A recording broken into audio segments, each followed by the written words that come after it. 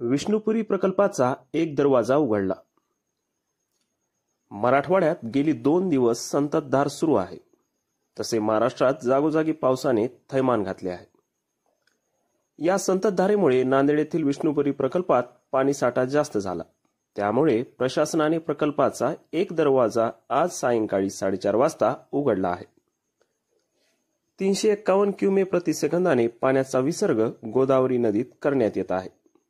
यावेळेचे काही क्षणचित्र.